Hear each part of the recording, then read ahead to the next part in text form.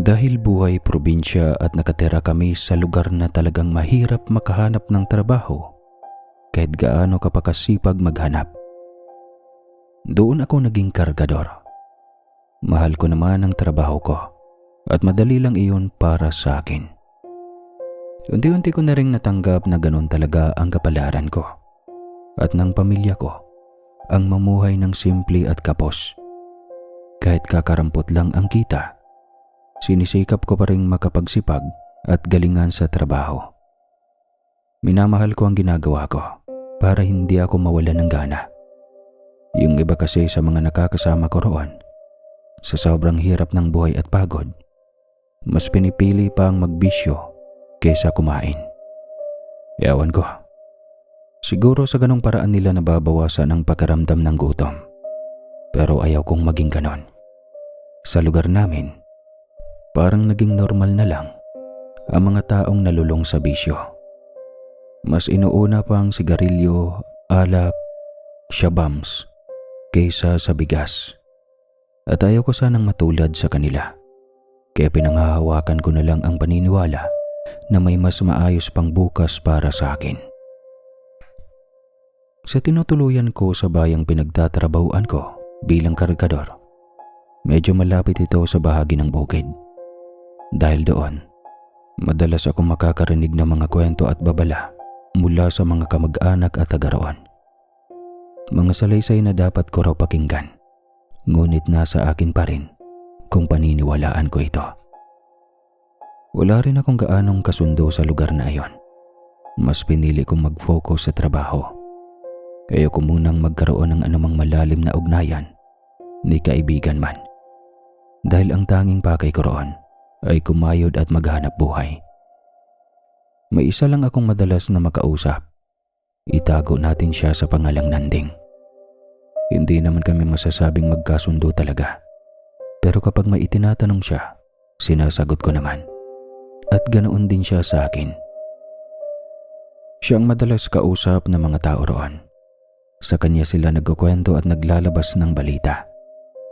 Paminsan-minsan ay kinukwento rin niya sa akin ang mga naririnig niya sa labas o ang mga sinasabi sa kanya ng iba.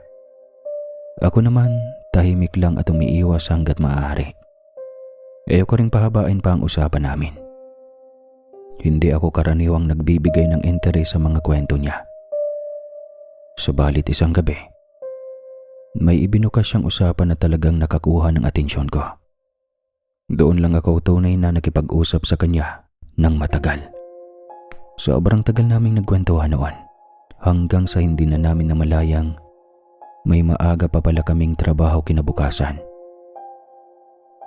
Bay, alam mo ba, yung usap-usapan ngayon dito sa bayan, may mga kultura na nagnanakaw. Hindi ko kaagad naiintindihan kung anong klaseng pagnanakaw ang tinutukoy niya. Pero sabi niya, kumukuha raw ang mga ito ng mga buhay na hayop at pati mga babae. Kumakalat daw ang balitang iyon sa buong lugar. At ang mas nakakatakot pa, may nagsasabi raw na may nakakita na talaga. Nakakita?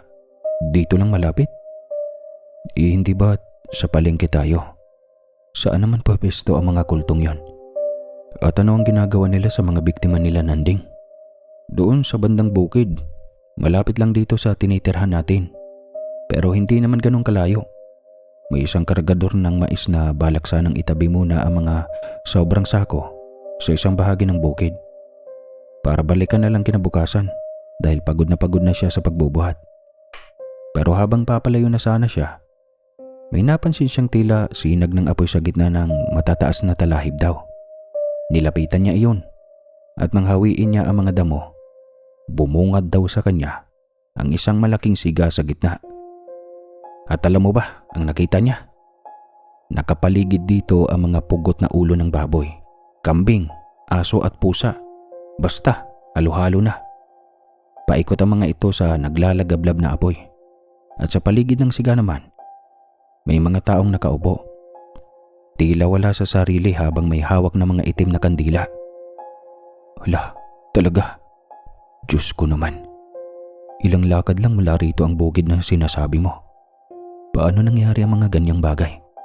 At kailan pa nagsimula? Nakakatakot naman. Ano kayang silbi ng ritual na yun? Hindi ko rin alam pare kung bakit, pero sabi ng mga matatanda rito, kapag may narinig daw tayong babaeng humihingi ng tulong, yung tumatakbo o kumakatok sa mga bahay, huwag na raw tayong magdalawang isip na pagbuksan. Dahil kung hindi natin sila papansinin, hindi natin alam kung anong mas masamang maaaring mangyari sa kanila. Marami na raw kasing nawawalang mga dalaga sa baryo at malaki ang hinala nilang may kinalaman ng kultong iyon. Ayon doon sa nakakita kasi, wala naman daw siyang nakitang babae sa mismong ritual, pero may napansin siyang mga damit ng babae sa gilid ng apoy. Hindi lang malinaw kung saan dinadala ang mga katawan ng mga iyon. Kaya lalo itong nakakabahala. Kaya tayong mga lalaki, kahit ayaw man nating makialam, parang nagiging obligasyon na rin natin na kapag may humingi ng tulong, huwag na tayong mag-atubiling tumulong. Ang tanong, paano kaya mapipigilan ang mga kultong yon? At bakit dito pa talaga sa baryo natin sila nagtatago? Ayoko namang hintayin ang panahong kakilala naman natin ang susunod nilang mabiktima. Delikado na talaga ngayon oh. Hindi mo alam kung anong panganib ang maaaring lumapit sa'yo. Mabuti na rin at nasabi mo yan sa akin. Noong mga nakaraang gabi, may naririnig din ako mga babaeng nagsasalita sa labas. Inisip ko noon na normal lang iyon. Sanay na rin naman ako sa mga ingay sa paligid eh. Pero ngayon, kapag may ganoon ulit, magiging mas alerto na ako. Nakakatakot talaga no. Ang dami ko kasing kilalang mga dalaga rito. Pati mga kapatid ko, dalaga rin. Alam mo naman, dito lang din sa may palengke nakatira ang pamilya ko. Sana pinag-iingat mo na rin sila para hindi maranasan ang kalbaryo na tinanasan ng ibang naging biktima ng kulto. At alam mo pare, marami na akong narinig na kwento tungkol sa kanila. Pero ngayon, malapit na sila sa atin. Medyo nakakabahala. Kasi paano na lang kung may mangyari na pwedeng makasama sa atin? Hindi natin alam kung ano ang sinasamba nila at bakit nila ito ginagawa. At dito pa talaga sa lugar natin. Kung hindi ko lang talaga kailangan ng trabaho, uuwi na sana ako sa amin eh. Lalo na kung may ganitong panganib. Ay nako. Wala eh. Seryosong bagay talaga ang hinaharap ng lugar natin ngayon. At sana hindi na ito magtagal. Sana matapos na kung ano man ang ginagawa ng mga nilalang na yun. Kasi, para lang alam mo, sobra na ang takot ng mga tao sa paligid. Dito sa maliit na palengke, madaling araw pa lang, may mga tindahan na bukas. Yung iba magdamag bukas. Yung mga nagdi-deliver ng paninda, may naglalakad lang, may simpleng sasakyan lang. Kalat na talaga ang kwento, kaya lahat nababahala. Pero dahil sa hanap buhay, pare-pareho tayong pumupunta rito. Wala tayong magagawa kundi tanggapin ang abala at magpatuloy sa trabaho. Pareho kaming napatulala pagkatapos ng usapan na iyon. Hanggang sa bigla na lang kaming kanya-kanyang nakatulog. Pagising ko, hindi pa rin nawawala sa isip ko ang nangyari habang nagbubuhat ako. Ang dami nang pumapasok sa imahinasyon ko, lalo na kapag nakakita ako ng mga dalaga. Iniisip ko kung paano ko sila mapoprotektahan mula sa ritual ng mga kulto. Naawa tuloy ako sa kanila. Gustuhin ko man silang lapitan isa-isa at sabihan, alam kong may panganib. Hindi naman talaga pwede. Hindi rin kasi obligasyon ko na paniwalain silang lahat. Iniisip ko lang ito dahil may pakialam ako sa paligid ko. Ganun ang nararamdaman ko. Mula nang marinig ko ang kwentong iyon, naging mas mapagmasid at mailap ako sa trabaho. Hindi ako nakikipag-usap basta-basta o nakikibati sa mga tao. Kapag may napapansin ako mga kalalakihang may kakaibang kilos, agad akong kinakabahan. Para na akong praning. At masisisi ba ako? Hindi ko na rin alam kung sino ang maaari kong pagkatiwalaan. Hanggang sa pumukaw rin sa atensyon ko ang ilang lalaking hindi pamilyar ang mga muka. Kahit iba-iba ang mga taong pumupunta sa palengke araw-araw, kabisado ko naman kung sino-sino ang mga tendero, tendera at ang mga supplier. Subalit ang mga lalaking iyon, talagang bago sila sa paningin ko. Hindi ko rin sila nakitang gumagawa ng anumang bagay na bahagi ng palengke. Nandoon lang sila, naglalakad-lakad na parang namamasyal. Minsan may dala silang mga supot, pero hindi mo rin malaman kung ano ang laman ng mga yon. Kung ipapaliwanag ko ang mga itsura nila, masasabi ko ring may kakaiba talaga. Pare-pareho silang matatangkad, may mahahabang buhok at malalaki ang mga matang tila na kaluwa. At medyo aligaga din sila, patingin-tingin sa paligid na para bang nag-uobserba rin. May mga taong natural lang talagang ganun ang mga mata, pero sa kanila, iba ang pagkaramdam na ibinibigay. Parang hinahayaan lang nilang tumubo ang mga balahibo sa katawan, bigote, balbas, pati sa kilikili. Normal lang naman iyon sa mga lalaki, pero sa kanila, parang may ipinapahiwatig. Maging ang suot nila ay kapansin-pansin, mahaba at makakapal, kahit tirik ang araw. Minsan napapansin kong nakatingin sila sa direksyon ko, pero alam kong hindi naman ako ang pakay ng mga mata nila. Ang talagang nagpakaba sa akin ay nang mapansin kong nakatuon ang tingin nila sa bagong tendera sa gilid ng bigasan na pinapasukan ko. Dalaga ito at mukhang bago lang din sa lugar na kagaya ko. Nagpunta lang doon para magtrabaho. Hindi ko tuloy maiwasang mag-alala para sa kanya. Sobrang bait pa naman ng dalagang iyon. Ilang beses na rin kaming nagkakangitian at nagkakamustahan. Kung totoo man ang kutob ko, nakulto ang mga lalaking nakikita ko, sigurado akong nasa panganib ang babae. Mula nang mapansin kong nakatingin ang mga lalaking iyon sa kanya, parang naging bahagi na ng araw-araw kong buhay ang tahimik na pagmamasid sa dalaga para lamang masiguro ang kanyang kaligtasan. Alam ko naman kung sakaling may balak ng masama ang mga kulto, wala akong sapat na lakas o kakayahan para ipagtanggol siya. Ngunit kung sakaling mang maramdaman ko ang nalalapit na panganib, baka kahit papano ay mabigyan ko siya ng babala. Lalo pat halos araw-araw nang pinag-uusapan sa buong palengke ang tungkol sa mga nawawalang dalaga sa mga karatig baryo. Isang tanghali, habang nagtatrabaho kami at kakatapos lang kumain ni Nanding, nagulat ako nang bigla siyang tumabi sa akin at may marami siyang ibinulong. Yung bagong tindera ni Aling Teresa, yung galing pa sa kabilang barangay. Batang-bata pa yun. 14 na taong gulang pa lang. Gusto lang sana niyang umextra dahil wala namang pasok sa eskwela. Pero bigla siyang nawala kagabi. Hindi alam ni Aling Teresa kung paano ipapaliwanag sa mga magulang ng bata ang nangyari.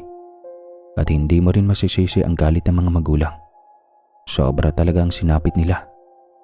Sigurado ako at sigurado rin ang karamihan dito na kulto ang may gawa. Kaso, kahit anong paliwanag, hindi naman naniniwala ang mga magulang niya. Siyempre, hindi nila alam ang mga nangyayari rito at hindi rin lahat madaling maniwala sa mga ganong kwento. Ano kayang nangyari sa bata? Sobrang kawawa tuloy si Aling Teresa. Nako, napakalala naman yan. Sana pinaghahanap na nila ang bata noong araw pa lang nang nawala siya, para kung sakaling may pag-asa pang maisalba. Ngayon tuloy, hindi nila alam kung buhay pa ba ito o kung ano ang nangyari sa kanya. Ano naman kayang ginagawa ng kulto? Sana naman may pag-asa pa. Kasi bago pa lang naman, di ba? Kawawa talaga si Aling Teresa dahil sa kanya napupunta ang sisi. Ang pagkakamali lang naman niya, hinahayaan kasi niyang magsara ng mag-isa ang mga tauhan niya, lalo na ang mga tindera. Alam mo pre, pagkultuhan niyan malamang sumasamba sila sa mga demonyo. Kung anong nilalang na pinipili nilang sambahin, bukod sa Diyos na kilala natin. Sigurado akong brutal ang ginagawa nila. Pwedeng ginagahasa, pwedeng inaalay, at pwedeng pinapatay. O kaya ay, ang masaklap nun, kinakain ng buhay. O kahit anong klaseng pagpapahirap na ipapadanas nila sa tinatawag nilang alay. Lalo na kung mga dalaga at mga berhen. Sa tingin mo ba basta na lang silang maghanap ng dalaga kung napakarami namang pwedeng kunin na babae? Ibig sabihin, may iba silang intensyon na siguradong napakasakit noon. Kaya sobrang nakakaalarma na talaga ang nangyayari. May mga nag-uusap-usap na rin rito na gusto muna nilang ipasara ang palengke. Kahit maepektuhan ang trabaho natin, ang mahalaga raw ay magpalamig muna. Kaso hindi lang naman tayo ang maaapektuhan, pati ang mga mamimili. Lalo na ang mga suki, pati na ang mga negosyo. At hindi rin naman lahat makukumbinsi nating maniwala sa mga ganong kwento. Kahit nga ang amo natin, hindi naniniwala eh. Kaya wala tayong pagpipilian, kundi magtiis sa ganitong problema. Gawin na lang natin ang kaya nating gawin. Alam mo, malakas ang kutob ko na balak ding galawin ng mga kulto. Ang bagong tindera sa tabi ng pwesto natin. Kaya nga napapatingin ako sa kanya palagi. Mabait pa naman siya at halatang dayo lang din dito. Wala talagang kaalam-alam sa mga nangyayari. Ewan ko kung napapansin mo siya, pero kawawa naman kung siya ang madamay, di ba? Kung sakaling magsara ang palengke, sa bayan na lang din naman ang puntahan. Pero kung hindi, tuloy pa rin ang trabaho. Kaya minsan naisip ko, mas maaga na lang akong matulog at gumising para mauna akong lumabas, para hindi siya mapag-isa. Nag-aalala talaga ako eh. Hindi lang naman siya, pati na rin ang ibang mga dalaga rito sa palengke. Lalo na mga tendera na maagang nagbubukas. Gaya ng sa bintahan ng tinapay na bukas magdamag. Sana talaga ay higpitan ang seguridad ng palengke. Hindi natin alam kung kailan kikilos o mawawala ang mga demonyong yan. Yun nga ang mas nakakabahala sa lahat. Bigla na lang silang dumating dito. At hindi rin natin alam kung kailan sila mawawala. O kung ano pa mga gagawin at ipapahamak nila sa lugar natin. Baka mamaya, panimula pa lang yan. Mga bata, hayop at mga dalaga. Sino naman kaya ang susunod na kukunin, di ba? Kaya talagang mahirap ang sitwasyon. Dapat sana matapos nito. Lapitan na ang mga dapat lapitan. Kaso sa kalagayang ganito, parang wala namang gustong mag-ialam. Hanggang usapan lang ang lahat. Naputol ang pag-uusap namin ni Nanding nang may dumating na mga customer. Siya ang nakipag-usap habang ako naman ang nag-aasikaso sa pagbibigay ng mga bigas na binibili nila. Sa gilid ng mga mata ko, nakita ko ang dalawa sa mga lalaking minamatsyagan kong posibleng miyembro ng kulto. Papunta sa direksyon ng tindahan na katabi namin kung saan naroon ang dalaga. Biglang kumabog ang dibdib ko, kaya pinabilis ko ang ginagawa ko. Napansin ni Nanding ang aking kilos, pero hindi niya ito pinansin at pinuna. Lumapit ako sa tindahan at kunwari, nakipagkwentuhan sa babae. Hindi na lumapit ang dalawang lalaki ng tuluyan.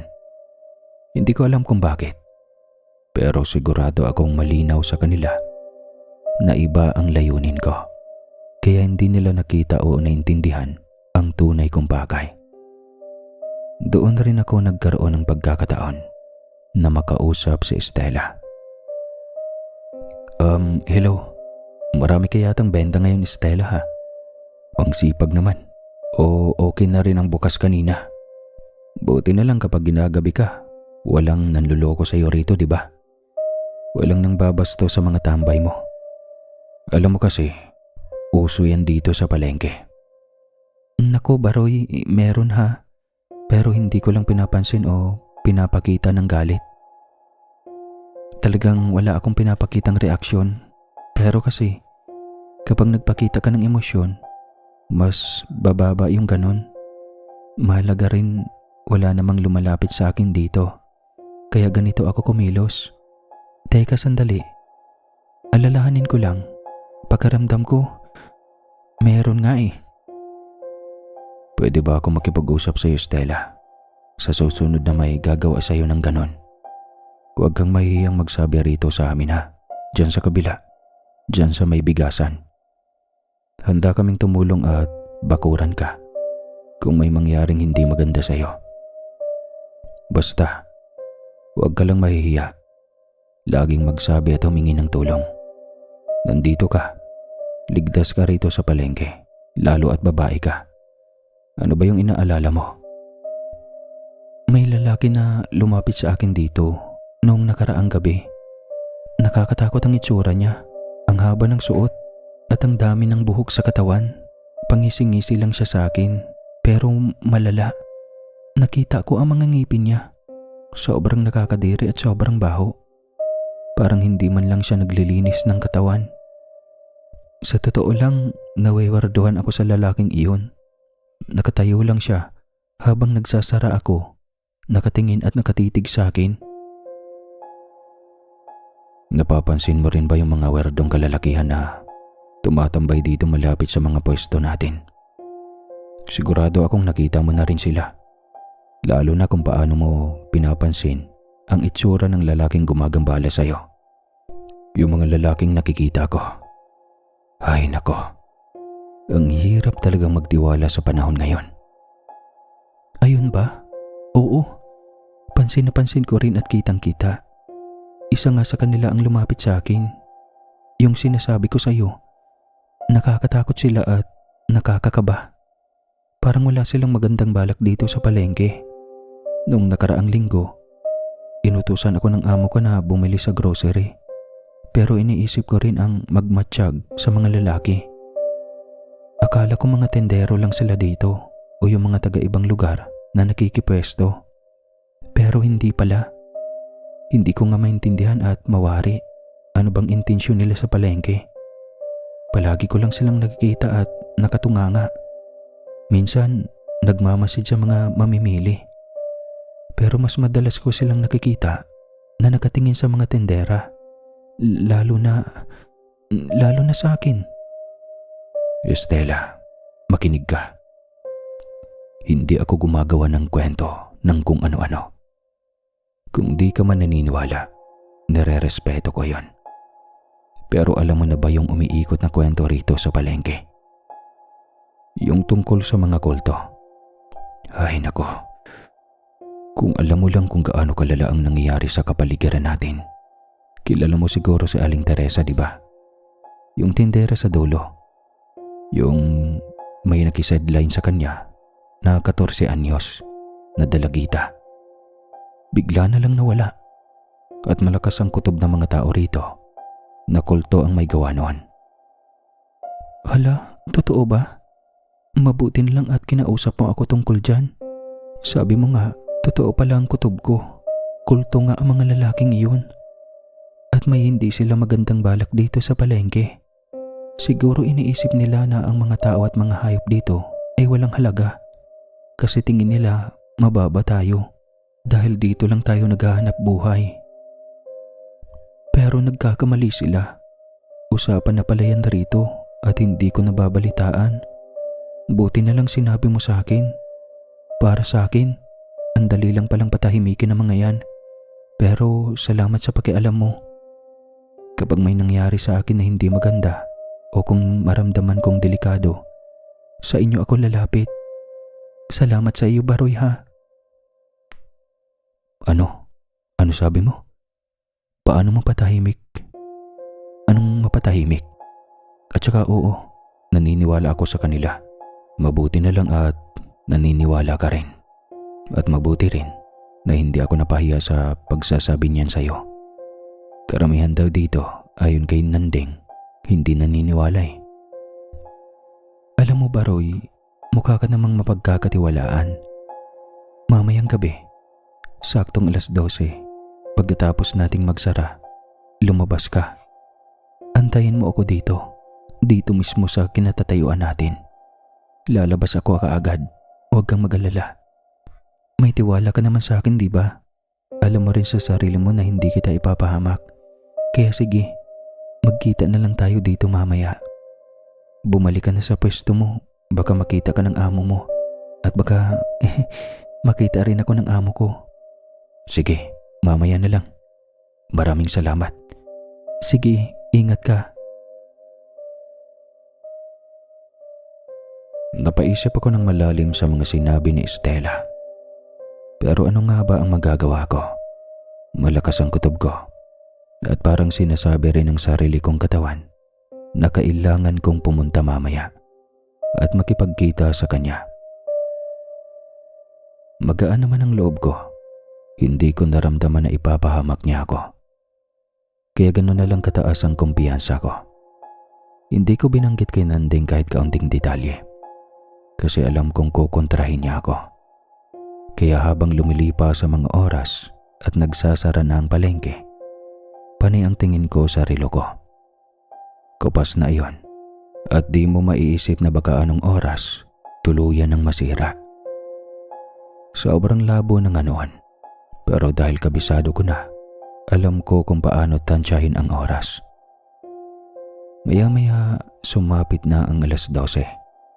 Nauna na si Nanding sa tinutulugan namin at sigurado akong tulog na agad siya.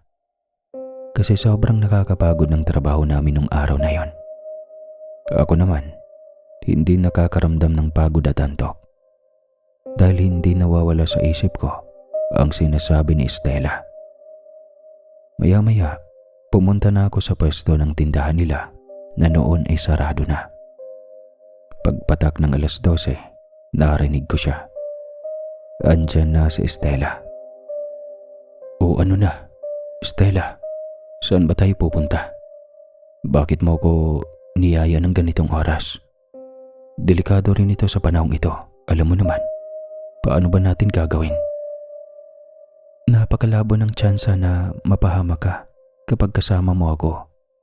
Kaya sumunod ka na lang at intindihin mo ang mga sasabihin ko at ipapakita ko sa iyo. Sana handa ang mga mata mo. Pupunta tayo sa bukid kung saan sinasabi na nagtatago ang mga kulto. Pagkatapos, doon tayo magdedesisyon kung ano ang pwede nating gawin. Huwag kang matakot, huwag kang mabigla, at huwag kang magulat ha. Maniwala ka sa akin, alam ko kung ano ang ginagawa ko. Gulong-gulo ako noon, Sir Casper, at hindi ko talaga maintindihan kung bakit ganoon ang asta ng dalaga. Ha? Bakit naman tayo pupunta doon? Ano ka ba? Albularya ka ba? Tao ka ba ng simbahan para masabi mong ligtas tayo kapag lalapit tayo doon? Hindi ba posibleng mamamatay o mapahamak tayo sa mga nilalang na yon? Ayoko na Ayoko maging alay ngayong gabi. At alam mo naman siguro na nagtatrabaho ako para tumulong sa pamilya ko, di ba? Kargador lang ako. Tapos madadapuan ako ng bangkay o malalaon at hindi na ako matatagpuan. O sige Baroy, dalawa lang yan. Magtitiwala ka sa akin o hahayaan mo akong pumunta doong mag-isa at maging konsyensya mo kung sakaling may mangyari sa akin na hindi maganda. Sa tingin mo, ipapahamak ba kita? Kung iyon ang mangyayari, ginawa ko na rin iyon sa sarili ko. At kung iisipin mo na baka miyembro ako ng kulto, ay nako. Tara na, maglakad na tayo. Pag malaman natin ang sagot sa mga tanong natin at para malaman natin kung ano ang pwede nating gawin para matigil na to.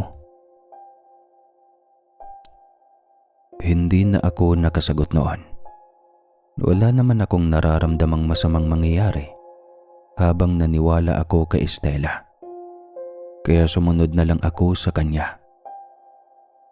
Hangang-hanga at nagtataka pa nga ako bakit siya ang nauuna sa paglalakad. Kung tutuusin, ako ang mas nakakaalam ng daan patungo sa bukid na iyon.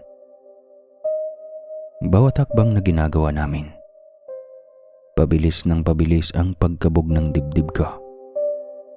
Bigla siyang lumapit sa akin at hinawakan ang ulo ko. Tsaka may ibinulong na mga salitang napakabilis kaya hindi ko na naintindihan. Maya-maya pa matapos siyang magsalita, bigla niya akong hinatak. Pumasok kami sa talahiban at bumungad sa amin ang mga kultong gumagawa ng mga bagay na hindi ko maunawaan. Magsasalita sana ako, pero pinigilan ko ang sarili ko. Ayaw kong lumika ng ingay. Nakakagulat ang tapang ni Estela habang naglalakad sa paligid.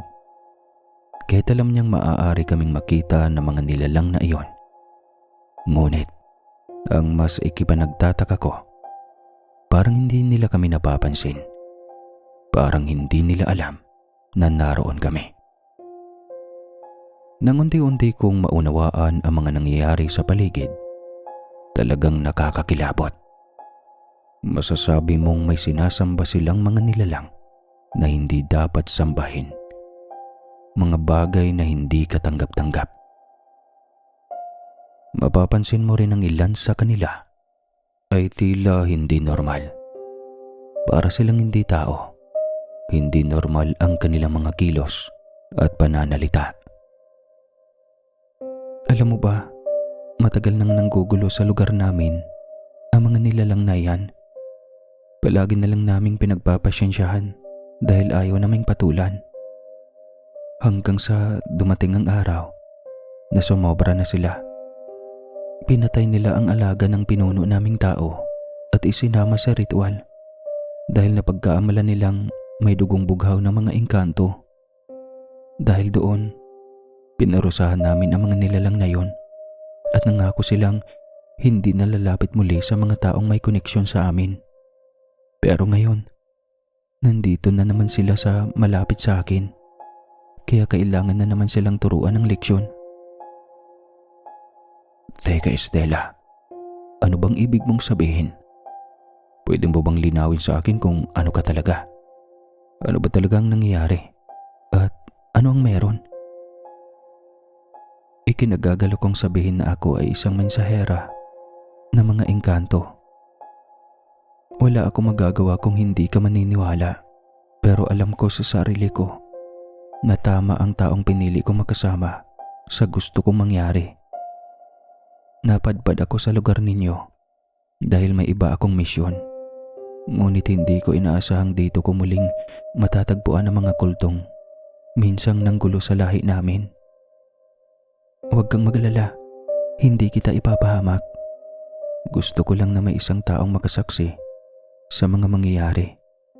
Isang taong makapagsalaysay kung paano ko pipigilan ang mga gawain ng mga nilalang na iyon. Teka lang Estela, bakit ako? Wala naman ako magagawa para matulungan ka.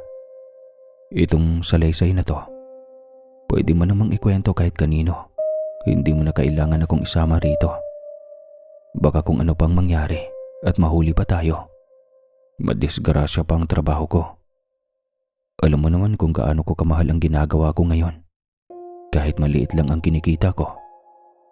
Nakakatulong naman ako sa mga tao sa bahay. Pwede ba? Bumalik na lang muna ako hanggat hindi pa nawawala ang kung anuman ang ibinubulong mo sa akin para hindi nila tayo makita. Wag, ayoko. At hindi ako papayag. Dito ka lang sa tabi ko. Sasamahan mo ako sa ayaw at sa gusto mo. Huwag kang mag-alala, hindi ka masasaktan. Tumingin ka lang at saksihan mo ang mga mangyayari at ang gagawin ko. Baka may kakilala ka pa sa kanilang mga taong kilala mo at matulungan mo silang makauwi, di ba? Kaya nakikiusap ako sa iyo. Sumama ka na lang sa ayaw at sa gusto mo. Wala na akong nagawa noon kay Estela dahil natakot din ako, lalo nang malaman kong isa pala siyang engkanto at isang mensahera. Hindi ko alam kung ano ang tunay niyang katayuan sa mundo ng mga engkanto. Kaya para akong asong sunod-sunuran na lang sa kanya. Maya-maya, naglakad na kami. Hawak-hawak pa rin niya ako. Dumaan kami sa isang pasilyo sa loob ng talahiban kung saan naramdam mong maraming hindi magandang nangyayari. Kahit tila bukas ang lugar at pwedeng pasukin ng kung sino-sino, halatang marami nang itinatago ang mga kulto roon. May isang malaking kahon na sobrang laki. Nangyari sa pinaghalong talahib at kahoy. Sa loob nito, may mga hibla at ungol na para bang may mga taong nakagapos. Alam ko ang kalagayan namin ni Estela. Alam kong kaya niyang harapin at wakasan ang lahat ng iyon. At hindi ako nagkamali. Iyon nga ang gagawin niya. May nakita nga kaming mga nakagapo sa loob at puro mga dalaga sila. Tinalasan ko ang paningin ko. Pilit na hinanap kung may kakilala ako sa kanila. At nandun pala ang tindera ni Aling Teresa. Ngunit sobrang putla na nito. Parang unti-unti nang hinihigop ang buhay sa katawan. Saglit akong nawala ng pag-asa nang masilayan ko siya. Pero kahit ganon, gusto ko pa rin siyang tulungan. Patuloy kong inikot ang mga mata ko hanggang sa tumambad ang pinakamasakit na tanawing kailanman ay hindi ko akalaing makikita ko ang kapatid kong dalaga.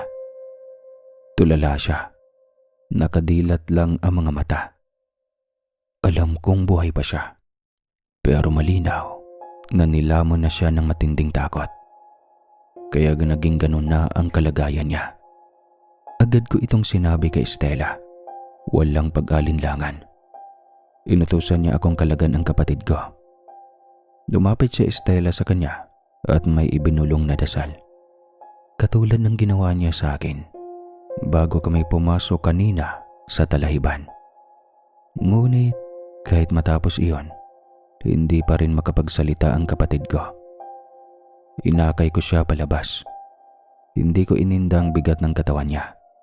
Sanay naman ako sa pagbubuhat. Pinilit kong isipin na bahagi lang iyon ng trabaho para hindi ako panghinaan. Hindi pa kami umaalis noon at hindi ko pa alam kung ano pa ang binabalak na gawin ni Estela. Ngunit sa lahat ng gumugulo sa isip ko, iisa lang ang dasal ko.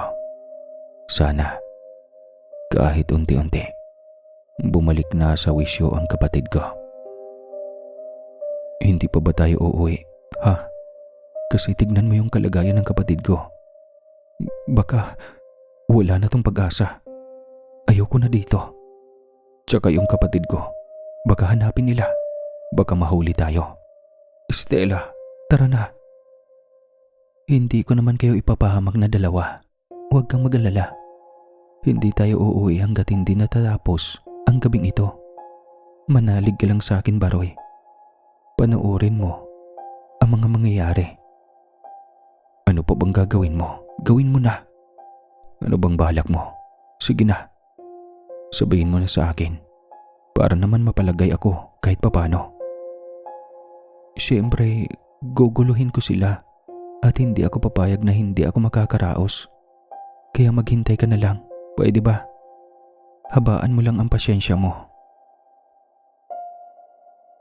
Bigla siyang umusal noon at tinitigan ang bawat isa na sa tingin ko ay may nakakataas na kulto.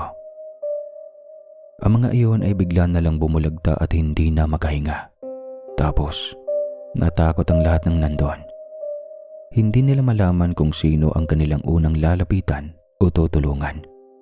Dahil sobrang bigat ng sitwasyon, hindi nila alam kung sino ang kalaban nila. Nakita ko yung mga nilalang na yon na parang nasisiraan na ng mga ulo. Hindi nila alam kung ano ang gagawin sa kanilang sarili. Parang may nararamdaman sila sa katawan nila na hindi nila mawari. Hindi din nagtagal nakita ko ang mga usok na lumalabas sa mga bibig nila. Tapos yung mga itim na usok na lumalabas sa balat nila mismo. Hindi ko maintindihan kung bahagi ba yun ng kaluluwa nila o nasusunog na sila. Nakatingin naman ako kay Estela. Ibang-iba na ang tingin ko sa kanya. Hindi na siya yung babaeng kasama ko lang kanina. Nasa normal pa rin ang kalagayan niya. Pero yung aura niya, na ipinapakita ay hindi na kagaya kanina. Hanggang sa bigla na lamang lumakas ang hangin. Pinipilit sumigaw ng mga nilalang na iyon, pero walang lumalabas sa mga bibig nila. Pakiramdam ko, parang may sumasakal sa kanila na hindi ko nakikita. Hanggang sa yung nakasinding apoy sa gitna nila, bigla na lang namatay. Ang dilim na ng paligid nun. Mabuti na lang at humawi ang mga ulap sa buwan at nagkaroon ng kaunting liwanag para masaksihan ko ang mga nangyayari. Napako na lang talaga ako sa kinatatayuan ko. Nakahandusay na sila sa sahig at hindi na gumagalaw.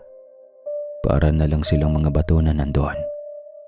Tawang-tawa si Estela sa nakikita niya. Bigla siyang kumilos at pumunta sa parang kahon. Kinuha niya lahat ng tao roon. Tsaka niya dinasalan ng hindi ko maunawaan kung ano. Pinapanood ko na lang talaga ang mga nangyayari sa paligid ko. Napansin ko ang isa sa mga kultong gumagapang siya. Parang sinusubukan niyang tumakas kahit sobrang hina na niya. At nang makita iyon ni Estela, kitang-kita sa kanya na hindi niya nagustuhan ang nagawa ng lalaki. Tumakbo siya sa direksyon nun, tapos pisikal niyang sinaktan. Sa maniwala at kayo sa hindi, sobrang lakas ni Estela na hindi iyon normal na babae. Sobrang humahanga ako sa mga kilos niya. Sobrang sarap pagmasdan kasi nakakapinabago talaga. Babae siyang maganda, mahinhin at tahimik. Pero nakikita mong ganun kalakas at makipagbunuan pa. Talagang nakawawa niya ang lalaki. Maski ako, inaamin ko sa sarili ko nun, natatakot din ako kay Estela. Kaya parang aso talaga akong sumusunod na lang sa kanya. Hindi niya nilulubayan ng lalaki hanggat hindi ito sumusuka ng dugo. Pagkatapos noon, bigla na lang akong inaya ni Estela palabas ng lugar na iyon. Sumunod naman ako habang karga pa rin ang kapatid ko. Nang tanungin ko siya kung ano ang gagawin namin sa ibang mga dalaga, sabi niya, ay kusa rin naman daw babalik ang mga wisyo ng mga yon at uuwi sa mga bahay nila. Ako naman dali-dali na akong umalis. Tanong ako kay Estela kung magkikita pa kami. Sabi niya, siyempre, dahil mayroon pa akong trabaho. Nawalan ako ng ganang mag-isip kasi pakiramdam ko tapos na ang misyon niya at baka umalis na. Pero hindi ko na iyon ganong inisip pa dahil mas iniintindi ko ang kalagayan ng kapatid ko. Pumasok na ako sa tinutulugan namin ni Nanding. Tulog na siya nun. Hiniga ko ang kapatid ko at pinunasan. Halos maiyak ako. Mabuti na lang talaga sumama ako kay Estela dahil kung hindi ko malalaman na muntik na palang mabiktima ang kapatid ko. Hindi ko na nagawang matulog dahil inaantay ko talagang magising si Ana. At nang magising ang kapatid kong si Ana, kaagad ko siyang tinanong. Gulat na gulat siya nang makita ako at iyak siya ng iyak, hindi makapagsalita. Napayakap siya sa akin ng mahigpit. Nung humuma, ikunento niya sa akin ang mga nangyari. Galing daw siya sa eskwela noon, tapos may dalawang lalaki ang bumato sa likod niya. Bago siya nawala ng malay, nakita pa niya ang mukha ng mga iyon. Marami daw buhok. Sobra-sobra ang galit ko sa nalaman. Pero ang mahalaga nun, ligtas na siya. Pagkasikat ng araw, narinig ko ang mga pagkatok sa kwarto namin ni Nanding. Nagising na rin si Nanding noon. Nagulat pa siya nang makita ang kapatid ko. Pero hindi na ako nakapagpaliwanag agad dahil binuksan ko ang panauhin. Nakita ko ang nanay at tatay ko. Balak pala sana nilang sabihin sa akin na hindi umuwi ang kapatid ko nung gabing iyon. Pero nakita nila si Ana na kasama ko. Halos malugmok na sa iyak ang nanay ko dahil hinanap-hanap niya talaga si Ana magdamag. Tsaka ko na ipinaliwanag sa tatay ko ang nangyari. Oh, nasaan na yung babaeng sinasabi mong tumutulong sa inyo ni Ana? Baka pwede ko siyang makausap at makapagpasalamat sa kanya. Naniniwala talaga ako sa mga nilalang na ganyan. Kaya sana, maisip nyo na hindi lang talaga tao ang nasa ibabaw ng mundo. Anong alay kaya ang pwede nating ibigay doon sa babae para maramdaman niya yung pasasalamat natin? Hindi ko na po alam, Tay, kung magkikita pa ba kami ulit o kung magtatagpo pa ba yung mga landas namin. Pero mas maganda rin naman na hindi nyo na siya kausapin. At alam naman namin na nagpapasalamat na tayo sa kanya. Baka kasi ikasama ng loob niya pag sinabi kong may pinagsabihan ako tungkol sa tunay niyang pagkatao. Napakaswerte mo, anak, kung tutuusin. Pwede ka nang tawaging pinagbala. Kasi bakit siya makikipag-usap at bakit kanya pagkakatiwalaan sa ganong gawain? Lalo na mensaherang engkantada pala siya. Sobrang laking bagay iyon. Lalo sa mga taong nakakaalam ng sistema ng mga engkanto na yan. Mabuti na lang talaga na iligtas si Ana. Naligtas mo at yung iba pang mga biktima. Sa ngayon, uuwi na muna kami at magpapatingin tayo sa albularyo para sigurado na. Iiwanan ka na namin dito, anak. Mag-iingat ka palagi. At huwag kang mag-alala. Sigurado akong hindi hahayaan ng engkantadang yon na mapahama ka. Pagkasabi na lang sa kanya na maraming salamat. Sige, Itay. Ingat po kayo. Huwag niyo pong pababayaan si Ana, lalo na sa mga susunod na araw. Bantayan niyo po siya palagi at siguraduhin hindi siya mag-iisa kung lalabas. Ako po, ayos lang dito. Kakayanin ko naman, Tay. Basta sabihin mo sa akin kung makita mo pa ulit ang babae, ha? Sigurado ako magpapakita pa siya sa'yo at may dahilan kung bakit ikaw ang nilapitan niya. Mas mabuti na wag mo na itong ikwento pa sa ibang tao. Sa pamilya na lang natin ito manatili. Para kung may mangyari man, hindi ito maudlot at hindi rin magtampo ang engkantada sa'yo. Aalis na kami, anak.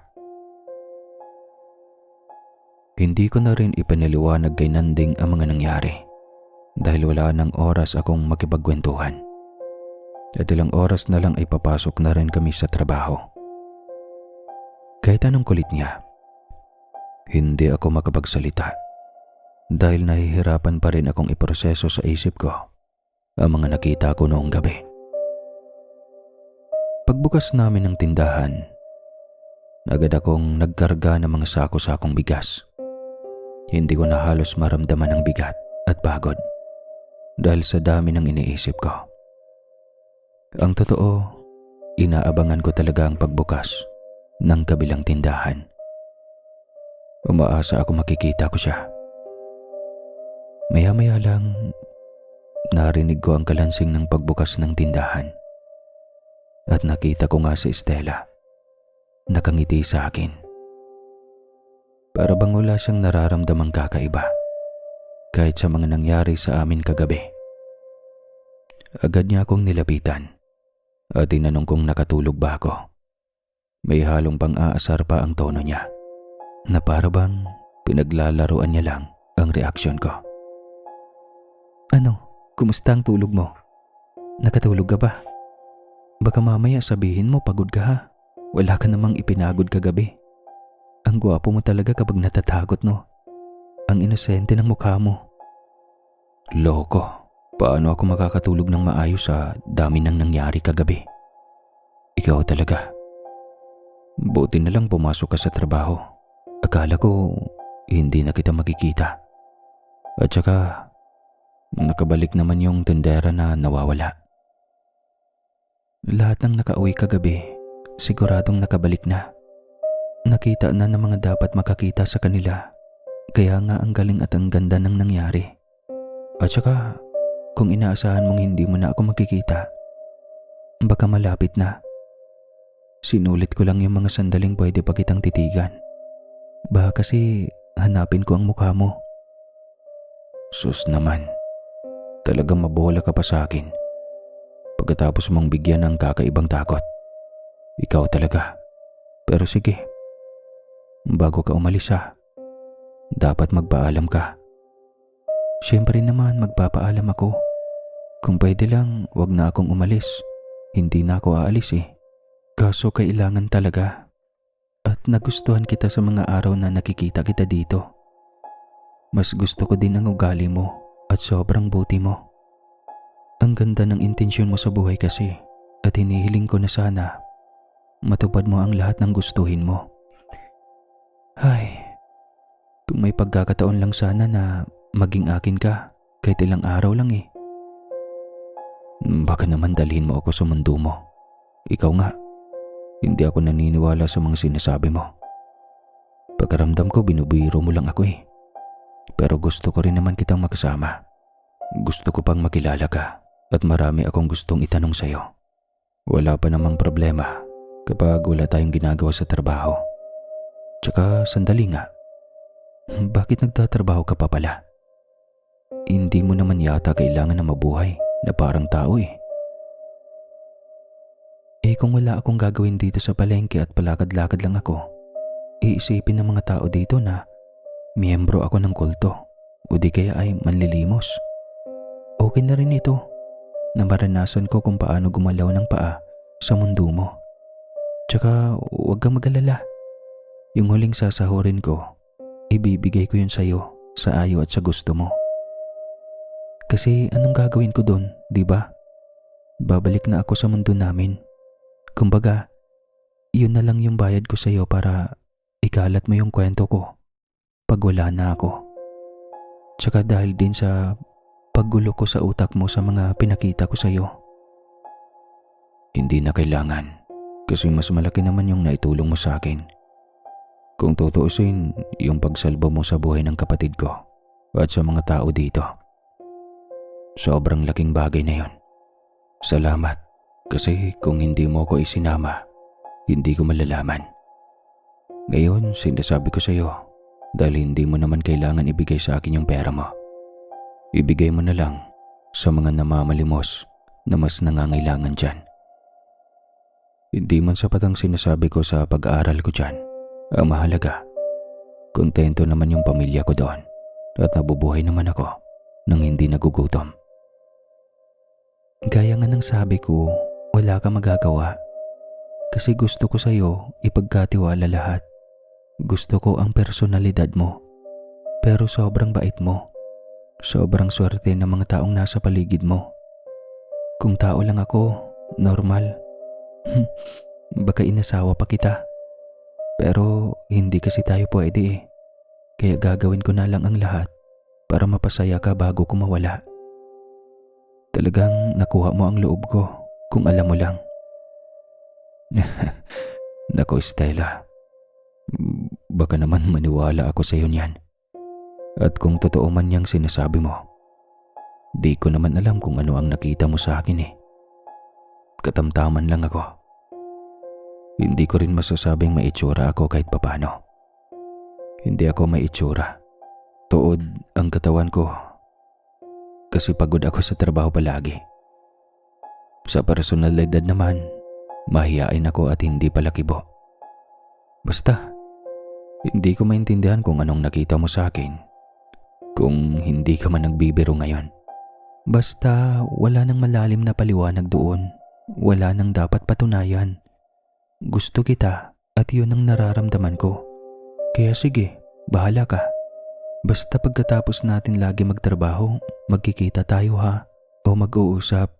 Kahit sandaling oras o minuto lang, pagbigyan mo na ako. Subukan mong hindi dumating. Susunduin kita sa silid ni Nanding. Sige, hayaan mong isipin ni Nanding na may namamagitan sa atin. Ichichismis ka niyan, sige ka. Uy, huwag naman. Huwag mo nang sabihin kay Nanding. Sige. Lalabas ako pagkatapos naming magsara ng bigasan. Mapagbibigyan kita. Basta, walang ibang makakaalam nito ha.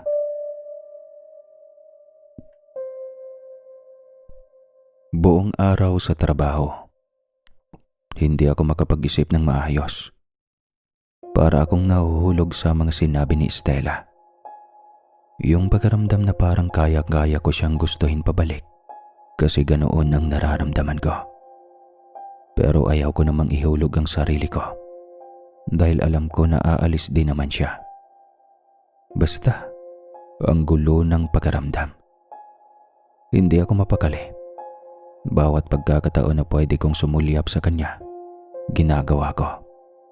Kapag naman nagtatama ang mga mata namin sa araw na iyon, bigla siyang ngingiti-ngiti. Sobrang ganda niya sa paningin ko.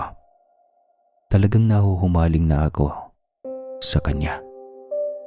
Kaya isip ako ng isip na sana bumilis ang oras para matapos na kami sa trabaho at makapagkita na kaming dalawa lang. Sumapit ang gabi, 12:00 na ng pagsasara. Sabay naming tinapos ang trabaho namin.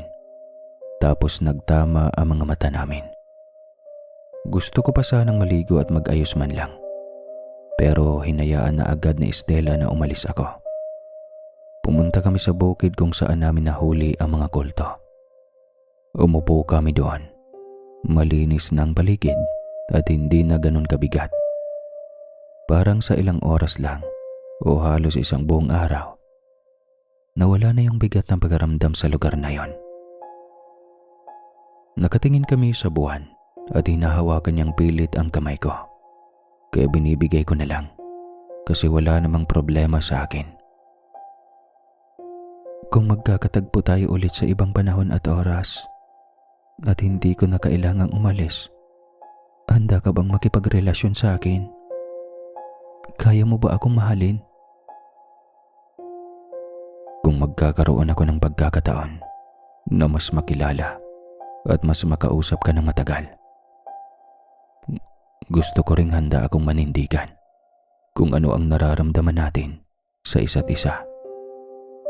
Sobrang limitado lang ang oras natin ngayon kasi kailangan mong umalis at hindi mo naman permanenteng tahanan ang mundong ginagalawan ko. Sa buong buhay ko at ilang dekada ng pakikisama sa mga tao, ngayon ko lang naramdaman na umibig. Dati, hindi ko maintindihan kung bakit nahuhulog ang loob ng ibang engkanto sa mga nakilala nila kahit hindi namin sila kauri. Pero mula nang makita kita at maunawaan ang intensyon at mga galaw mo, naisip ko na hindi lang misyon ang dahilan kung bakit ako napunta sa palengke na yon. Pasyensya ka na kung mukhang mapusok ako, pero unang beses ko itong naramdaman. Kung ako lang ang masusunod, ayaw kitang mawala. Kailan ka ba alis? Kailan ang eksaktong araw na mawawala ka? Gusto ko maging handa. Ayaw kong gumising na lang ng isang umaga na wala ka na hindi na kita mahanap. Kasi alam ko, parang imposible na tayong magkita ulit. Gaya ng sinabi mo, hindi ba? Bigyan mo naman ako ng kalinawan kasi pakiramdam ko, nahuhulog na rin ako sa iyo eh. 3 araw na lang, Baroy. Aalis na ako. Ayaw kong makita kang nahihirapan o ubusin ang oras mo sa palengke sa pag-iisip kong kailan ako babalik o kung papaano ka mabubuhay sa mga susunod na taon kasi hindi naman magbabago ang sahod mo. Maniwala ka sa akin. Sa oras na umalis ako, hindi ka na magiging kargador. Magbabago ang buhay mo. Dahil ayokong maiwan kang nahihirapan. Hindi ka rin mawawala sa isip ko.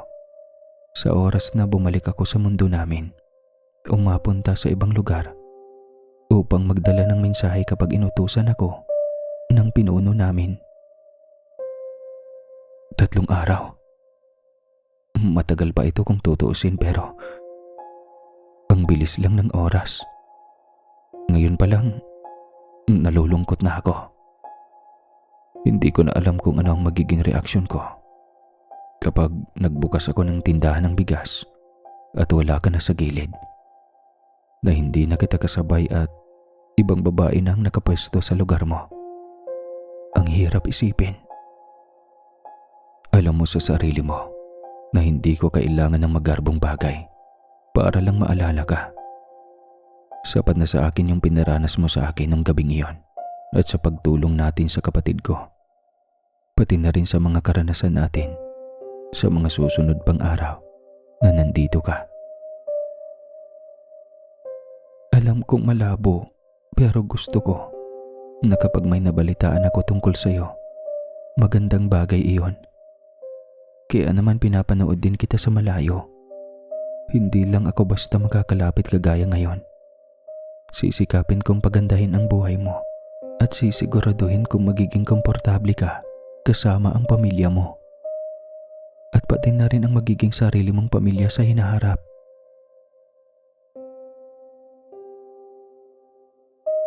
Basta na lang naming itinigil ang aming usapan. Kahit hindi ko na maayos ang isip ko, lubos-lubos kong nararamdaman ang kirot na mawawala pa sa akin si Estela. Hindi ko rin maintindihan kung bakit ganun kabilis akong nahulog sa kanya. Ang nagawa ko lang, inakbayan ko siya at bigla siyang humiga sa akin hanggang sa magkayakap kami doon sa bukid. Sabay naming dinamdam ang init ng bawat isa at ang mga salitang hindi namin kayang sabihin. Unang beses kong naramdaman ang pagkaramdam ng pagmamahal. Yung tipong may iniibig ka. Nakikita mo ang hinaharap mo kasama siya at biglang ayaw mo na siyang mawala. Ganoon na ganoon ang nararamdaman ko kay Estela. At kung ako lang ang masusunod, hindi ko na siya hahayaang umalis. Yung lambing niya, walang katumbas. Sobrang sarap sa pagramdam na parabang ayaw ko nang kumawala. Kung may pagkakataon lang na pwede kong sabihin na angkinin ko na siya, gagawin ko nang walang pag-aalinlangan. Pero mas nangingibabaw pa rin sa akin ang hiya. Lalo niyang hinigpitan ang yakap niya sa akin na para bang gusto niyang iparamdam na totoo lahat ng mga sinabi niya na walang halong biro ang bawat pag-amin niya. Sa mga sandaling iyon, wala nang paglagyan ng kasiyahan ko. Umaapaw, nakakabigla, at nakakatakot. Pero higit sa lahat, totoo. Doon ko na hindi napigilan ang sarili ko. Bahagya akong napaluha habang yakap-yakap siya. Ayaw kong pakawala ng sandaling iyon. Hanggang sa nagpaalam na siya. Kailangan na raw naming bumalik. Maaga pa kami bukas. Tahimik lang akong nakatingin sa kanya habang hawak niya ang kamay ko. Sabay kaming naglakad pabalik sa palengke. Kung ano-ano ang pumapasok sa isip ko. Ang saya-saya ko na para bang kulang. Ang gaan ng pagkaramdam ko. Parang may bagong sigla akong naramdaman. Ganito pala ang umiibig. Ganito pala kapag may taong bigla mong gustong isama sa lahat ng bukas mo. Nang makarating ako sa tinutuluyan namin, naabutan kong gising pa si Nanding. Nakangiti siya sa akin, parang kanina pa ako hinihintay. Sa mga mata niya, halata mong may alam siya o baka may kutob. At sa paraan ng pagtingin niya sa akin, pagkaramdam ko, nabasa niya ang lahat ng nangyari kahit wala pa akong sinasabi. Abay, pumapag-ibig ka na ha. Akala mo hindi ko napapansin yang sa inyo ni Estela. Sabi ko na nga ba, gusto mo ang babaeng yon. Pero huwag ka mag-alala, hindi kita hinuhusgahan pare. Hindi rin kita masisisi. Maganda naman talaga siya. At ikaw pa, nakilala kong mahiyain. Nakakatuwang makita na nagkakaroon ka na ng lakas ng loob makipag-usap sa mga babae. Talagang umaabot na kayo sa puntong lumalabas at nagtatago pa sa bukid ah. Hindi ko na lang kayo sinundan pero nasipat ko kayo kanina. O ano, kumusta naman ang gabi mo? Pare, sinusulit na lang namin ang bawat araw na magkasama pa kami. Dahil malapit na siyang umalis. Kung tutuusin, masaya ang gabi ko Pero parang may lungkot na kasabay. Dahil alam kong bahagi ito ng mga huling araw bago niya ako iwan. Bakit ka naman papayag na umalis pa siya? Ikaw na nga ang nagsabi na unang beses mo yan maranasan eh. Sa tingin mo, ikaw, kung ako sa'yo, asawahin mo na lang siya. Kaya mo naman eh. Wala namang problema sa akin kung makakasama natin siya, lalo na kung asawa mo naman. Wala ring magiging problema sa amo natin yan. Kahit lagyan niyo pa ng kurtina o harang dyan para magkaroon kayo ng pribadong lugar. Ayos lang sa akin yun. Huwag mo na siyang pakawalan kasi. Saan na ganun lang kabilis pare? Saan na ganun lang kadali? Pero hindi ko naman siya mapipigilan kahit anong gawin ko. Kahit pa tumulo ang mga luha ko at maging makasarili ako. May sarili siyang buhay. Sinabi niya sa akin na ayaw niya rin namang umalis eh. Pero kagaya ko, wala rin siya magagawa.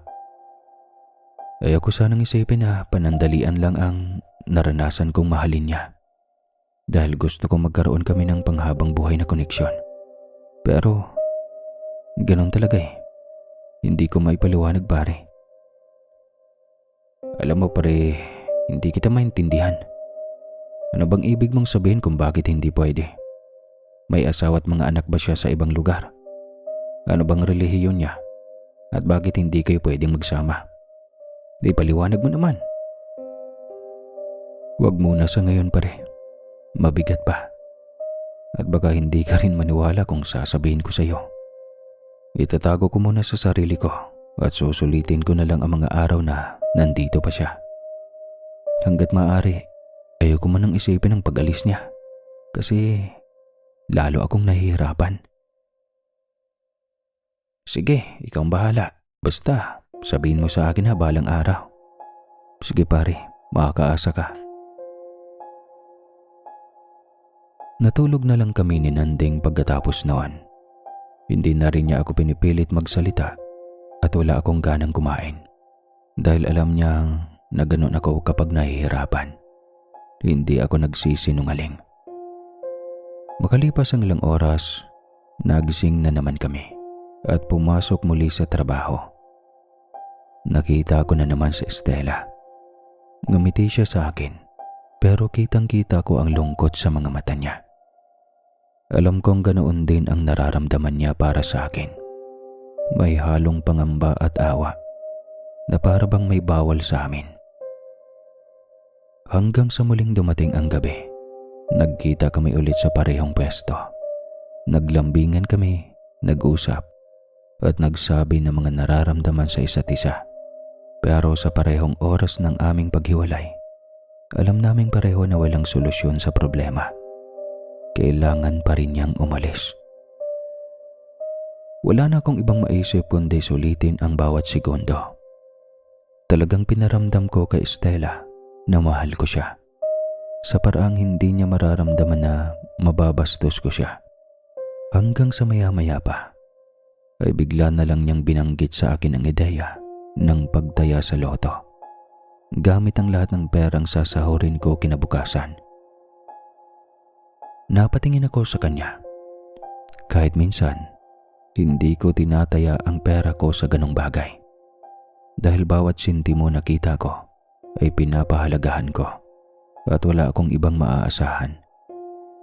Kaya hindi ko masabing papayag ako sa sinabi niyang kailangan kong tumaya sa loto, lalo na lahat ng sasahurin ko. Maniwala ka sa akin. Hindi kita bibiguin at hindi kita ipapahamak. Wala rin naman ako mapapala kung iuubos mo ang pera mo sa loto nang hindi pa sigurado. Tsaka, engkantada ako. Dapat doon palang alam mo na kung may iuutos ako sa iyo, posibleng ikabubuti mo iyon. Hanggang sa napilit niya ako. Sige. Tataya ako. Siguraduhin mong mananalo ako dyan ha. Okay lang naman kahit kaunting panalo lang. Basta may mapapala ako pabalik. Oo naman. 2 araw na lang baroy. Malapit na talaga tayong magkahiwalay. Alam mo, gustong gusto kitang makasama. Bukas, magdamag. O kaya bago tayo pumasok sa trabaho, maglakad-lakad tayo sa plaza. O kahit saan, basta magkasama tayo. Ay, ang lungkot no. Parang gusto kong umiyak. Pero hindi ko alam kung paano ilabas ang lahat ng nararamdaman ko. Niyakap ko si Estela. Ipinaliwanag ko sa kanya kung gaano ko siya kamahal at kung paanong paulit-ulit ko siyang maalala saan man ako dalhin ng buhay ko. Pagkaramdam ko, malabo na akong umibig muli ng katulad ng pagmamahal na ibinigay ko sa kanya. Kahit nasa maikling panahon lang iyon. Ang atensyon at pagtinging ibinigay niya sa akin ay parang bihirang matanggap ng ibang babae mula sa akin. At handa akong magpaalipin sa kanya kung iyon lang ang paraan para maramdaman ko siya. Paulit-ulit na akong nagmamakaawa kahit hindi na kami magkita muli. Sana magparamdaman lang siya sa akin. Pero hindi siya sumasagot doon. At sa totoo lang, malaki ang posibilidad na hindi na matupad ang mga gusto ko. Kung sakali man na totoong payayamanin niya ako, napakalaking utang na loob nun. Pero hindi ko yun titignan bilang kabayaran sa tiwalang ibinigay niya sa akin para tuparin ang misyon niya. Sino nga ba naman ako? Isang kargador. Para mahalin ang isang babaeng maituturing na maharlika dahil sa dugong nananalaytay sa kanya. Natapos na naman ang gabing iyon na may halong saya at lungkot. Parang bawat oras may kapalit na kirot. Nandun si Nanding, naghihintay muli sa akin. Pero sa pagkakataong iyon, kahit anong tanong niya, hindi ko halos marinig. Parang malayo ang utak ko, nalulunod sa sariling mga iniisip. Dumating ako sa punto na iniisip ko, paano kung nagkatuluyan kami ni Estela? Paano kung nagkaroon kami ng mga anak? Anong klaseng asawa ako? Anong klaseng ama? Mga tanong na alam kong parang imposible. Pero hinayaan ko pa rin ang sarili kong umasa. Hanggat hindi pa siya nawawala sa paningin ko. Kumapit lang ako sa posibilidad. Kasi sino ba naman ang makakapagsabi kung ano talaga ang kapalaran namin, di ba? Kinabukasan, gaya ng napag-usapan, nagkita kami bago magbukas ang mga tindahan. Nagpaalam kami sa mga amo namin, kahit sandali lang na mahuhuli, para lang magkaroon ng oras para sa isa't isa. Naglalakad-lakad kami sa plaza, kumain ng kung ano-ano, gaya ng busla. Simpleng sandali pero parang kompleto na. Pagkabalik namin, kinuha ko ang sahod ko. Dapat para sana sa hapon. Pero sa halip, sabay kaming tumaya ng loto. Pinili namin ang mga numero ng magkasama. Parang may ritual na pinanghahawakan. At sa totoo lang, isinugal ko ang buong sahod ko. Ang tanging baon ko lang noon ay tiwala kay Estela. Ganoon pa rin, pumasok kami sa trabaho. Magandang benta sa bigasan namin. Halos maubos ang paninda at ang daming pumakyaw. Hindi ko alam kung anong klaseng swerte ang dumating sa amin noon. Sobrang nakakapagod ang araw, pero napakasaya at nakakagana dahil ramdam naming malaki ang kinita ng tindahan. Akala namin ni Nanding, iyon na ang magiging sahod namin. Pero biglang nagbigay ng pagkonsuelo ang amo namin dahil sa dami ng ginawa namin. Sobrang saya ko noon kasi marami akong maipapadala sa bahay. Pagsapit ng gabi, nilibre ako ni Estela. Kumain kami sa isang bukas na kainan. Noong mga panahong iyon, nakakalimutan kong hindi siya tao. Hanggang sa dumating ang kinabukasan, hindi na ako mapakali. Iyon na kasi ang huling araw na magkakasama kaming dalawa. Tamad na tamad akong magbukas ng tindahan. Gusto kong bagalan ng oras. Namumugto na ang mga mata ko nang makita ko siya. Sa pagkakataong iyon, sobrang tipid na ng ngiti niya sa akin. Hindi na katulad ng dati. Parang pakiramdam ko, sinasanay na niya ako sa unti-unti niyang pagkawala. Hindi ako mapakali. Gusto kong tumakbo papunta sa kanya. Yakapin siya, magmakaawa at magulgol. Pero hindi iyon ang personalidad ko. Nahihiya rin ako sa maraming tao sa paligid at ayaw kong makita nila ako bilang iskandaloso. Pilit akong naghanap ng pagkakataon para makausap siya, kahit saglit lang. Kahit ilang minuto lang sana. Pero sa bawat tingin ko, lagi siyang abala. Parang ang mundo, sinasadya akong ilayo sa kanya sa mismong araw na pinakakailangan ko siya. Noong tanghalian, hindi ko rin siya nasilayan. Doon na nagsimulang bumigat ng tuluyan ang pakiramdam ko. Para bang may nawawala sa dibdib ko na hindi ko maipaliwanag. Habang tumatagal, lalo akong hindi mapakali. Hinanap-hanap ko siya sa bawat sulok na madaanan ko. Hanggang sa sumapit na ang hapon na hindi ko namamalayan. May isang lalaking tumatakbong lumapit sa akin. Hinahanap niya ako at sinabi niyang pumunta raw ako sa lotohan kung saan ako tumaya ng loto. Hinanap ko pa rin si Estela dahil gusto ko siyang makasama. Pero wala talaga. Hindi ko siya masilayan. Kaya dali-dali akong pumunta roon. Paglapit ko pa lang, napapansin ko nang nagtitinginan ang mga tao at nakangiti. May narinig pa akong, "Ang swerte naman niya." Doon ko nalaman na nanalo ang mga numerong tinayaan namin ni Estela. Sobrang laki ng halaga, hindi biro. Talagang pinag-uusapan iyon sa buong baryo. Halos mapaluhod ako at magulgol nang ma-realize ko kung gaano kalaki ang napanalunan ko. Bukod sa kaya ko nang bigyan ng sariling bahay ang pamilya ko, hindi ko na rin kailangang pumasok pa sa bigasan. Kaya ko nang magpatayo kahit 10 tindahan pa. Abot langit ang saya ko noon. Talagang hindi ako binigo ni Estela. Ang haba pala ng proseso sa pagkuha ng premyo. Maraming lalapit sa'yo, maraming papeles ang kailangang permahan dahil may tax pala ayon. Kailangan mo ring magtago para makaiwas sa masasamang loob. Nang matapos ko ang lahat, dumiretso ako sa tindahan kung saan nagtatrabaho si Estela. Hindi pa man ganoon kalalim ang gabi, kaya alam kong hindi pa sarado.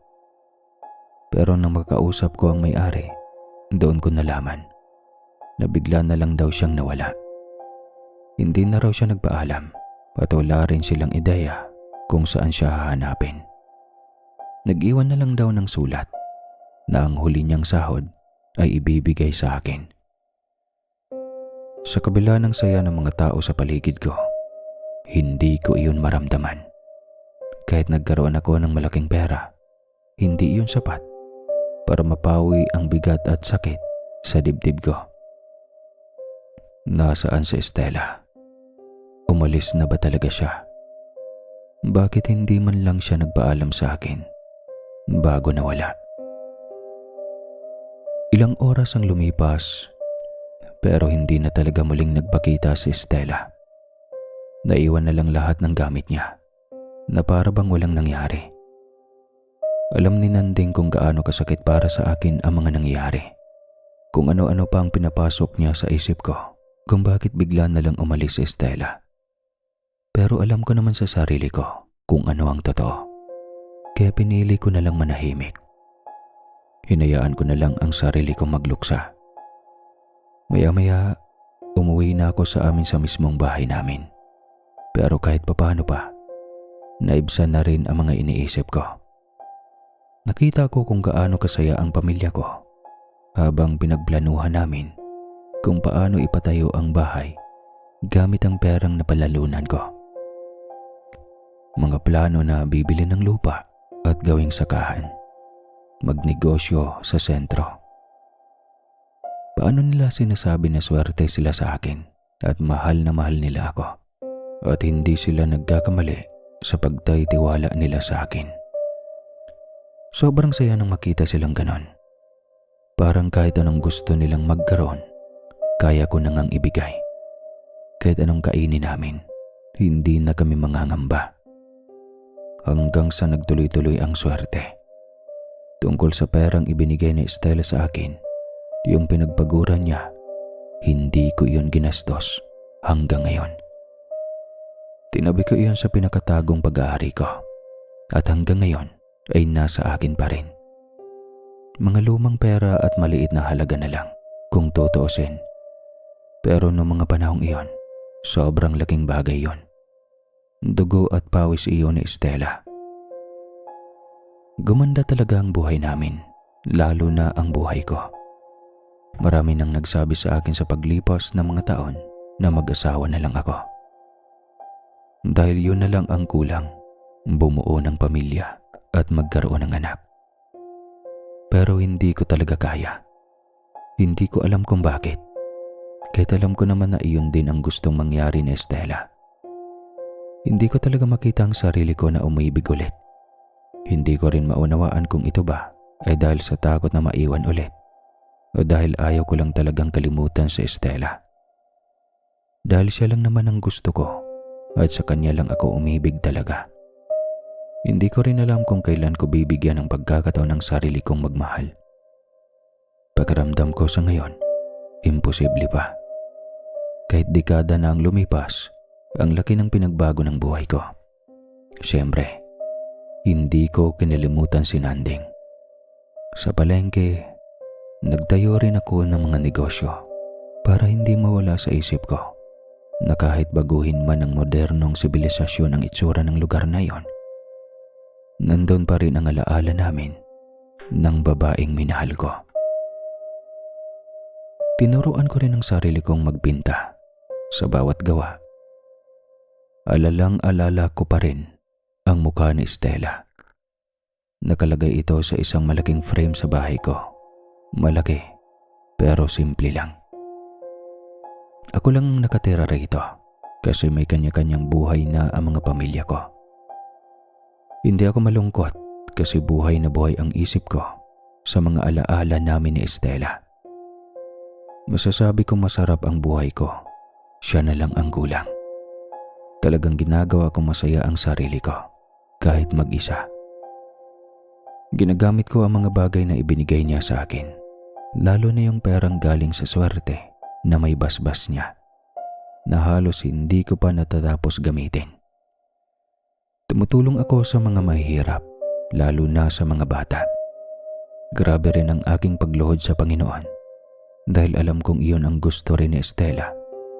Ayaw niya ng kasamaan at kadiliman. Ngayon, marami akong alagang hayop. Abala rin ako sa mga negosyo. At hindi ko pinapalipas ang isang linggo na hindi ako pumupunta sa palengke. Hindi ko rin tinutulungan ang sarili kong umusad. Gusto ko si Estela lang ang mahalin ko. At kung darating man ang araw na muli akong iibig, sisiguraduhin kong hindi na ako muling maiwan. At kung hindi man ako umabot sa puntong handa na ako magmahal ulit, ayos lang. Mamamatay ako masaya na isang babae pa rin ang iniibig ko. Oo, ang tawag nila sa akin, pinagpalang kargador. Hindi dahil sa swerte o yaman na natanggap ko mula sa engkantadang mensahera na nakilala ko. Pinagpala ako dahil nakilala ko siya. Naranasan kong maramdaman ang kanyang pagmamahal kahit sa maikling panahon. Nakita ko ang sarili ko na binubuksan ang puso para umibig. At iyon ang pinakamagandang alaala sa buong buhay ko. Ang kwento ng kayamanang paulit-ulit kong ipinagmamalaki. Dahil galing iyon sa babaeng mahal ko. Hanggang dito na lang po ang kwentong ito. Maraming salamat muli sa lahat ng tumapos. Muli, ako si Baroy. Ingat palagi mga kaaswang at huwag kalimutan. kumain ng pandesal.